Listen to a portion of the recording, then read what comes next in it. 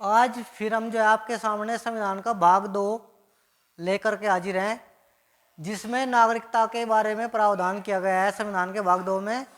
तो जो आपकी नागरिकता है वो अनुच्छेद 5 से 11 तक चर्चा की गई है संविधान के भाग 2 के अंदर। सबसे पहले मैं आपको बता देता हूँ कि नागरिकता क्या है। नागरिकता एक तरह का अधिकार है जो देश अपने यहाँ रह रहे लोगों के लिए देता है, जैसे कि वोट का अधिकार और जो है नौकरी का अधिकार। ये क्या है, ये नागरिकता के लिए ही होता है। तो नागरिकता एक तरह का क्या है, अधिकार है। तो नागरिकता का सबसे पहले जो वर्णन किया था वो अरस्तु ने किया था। तो आपको पता होना चाहिए कि नागरिकता का वर्णन सबसे पहले किसने किया भाई, अरस्तु ने किया। तो अगर हम नागरिकता की चर्चा कर लेते हैं तो संविधान के भाग 2 के अंदर हम अनुच्छेद 11 तक जो है आपका नागरिकता का प्रावधान है 5 से 11।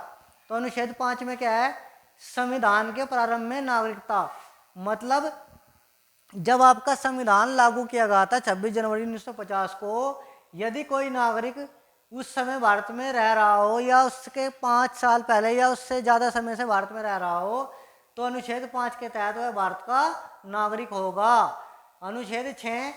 अनुच्छेद 6 और 7 का वर्तमान में तो कोई ज़्यादा खास औचित्य नहीं है, फिर भी हम इनके बारे में पढ़ लेते हैं कि पाकिस्तान से भारत आए लोगों के लिए नागरिकता, यानी कि जो लोग पाकिस्तान से भारत आए उस समय, लेकिन क्या है कि 19 जुलाई 1948 को परमिट नियम लगा दिया गया।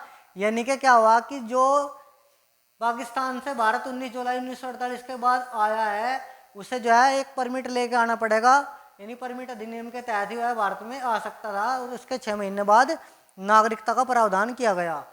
उसके बाद अनुच्छेद 7 में क्या है, भारत से पाकिस्तान गए लोगों के लिए नागरिकता, मतलब जो लोग भारत से पाकिस्तान चले गए और फिर वापस भारत ही लौटना चाहते हैं, जो लोग भारत से पाकिस्तान चले गए और फिर वापस भारत में लौटना चाहते हैं, तो उनके लिए एक समय सीमा निर्धारित कर दी गई, 1 मार्च 1947 के बाद गए हों।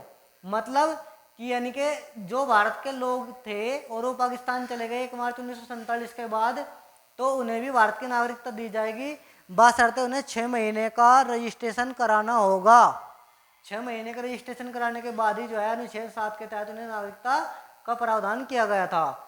अनुच्छेद 8, भारत से बाहर रह रहा कोई बच्चा भारत का नागरिक होगा अगर उसके माता पिता में से कोई एक भारतीय हो। मतलब जो हमारे उस टाइम पे स्वतंत्रता सेनानी थे जिन्होंने बाहर विदेशों में आंदोलन किए, तो उनके जो विदेश में बच्चे हुए वो सब क्या है, भारत के नागरिक होंगे, क्योंकि उनके जो माता पिता हैं, क्योंकि जो उनके माता पिता है वो क्या है भाई, एक भारतीय नागरिक थे।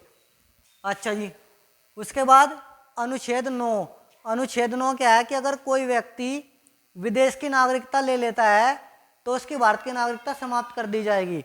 तो आपको पता होना चाहिए कि अगर कोई व्यक्ति विदेश की नागरिकता ले लेता है तो भारत की नागरिकता उसकी समाप्त हो जाएगी अनुच्छेद 9 के तहत। अनुच्छेद 10 क्या कह रहा, नागरिकता का बना रहना, मतलब क्या है कि आपकी नागरिकता तब तक बनी रहेगी जब तक जो है आप कोई देशद्रोही काम ना कर दो, तब तक जो है आपकी नागरिकता बनी रहेगी। या सरकार के द्वारा आपकी नागरिकता को बरकरार या छीन ना लिया जाए, तब तक अनुच्छेद 10 के तहत आपकी नागरिकता का बना रहना है।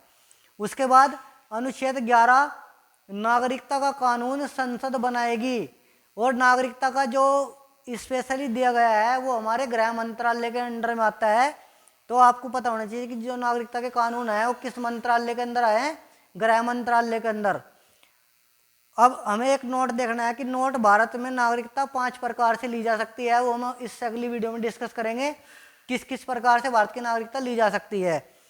और दूसरा नोट क्या है कि नागरिकता हमारे यहाँ से 3 प्रकार से त्यागी जा सकती है, समाप्त की जा सकती है। तो ये भाग 2 के अनुच्छेद 5 से 11 तक जो है हमने कुछ शॉर्ट नोट बताए आपको। तो इससे अगली वीडियो में जो है हम आपको नागरिकता किस प्रकार से ली जाती है और किस प्रकार से त्याग की जाती है वो सब बताएंगे। तो आज की वीडियो में इतना ही। अगर आपको वीडियो अच्छी लगी हो तो वीडियो को लाइक और शेयर करें। धन्यवाद।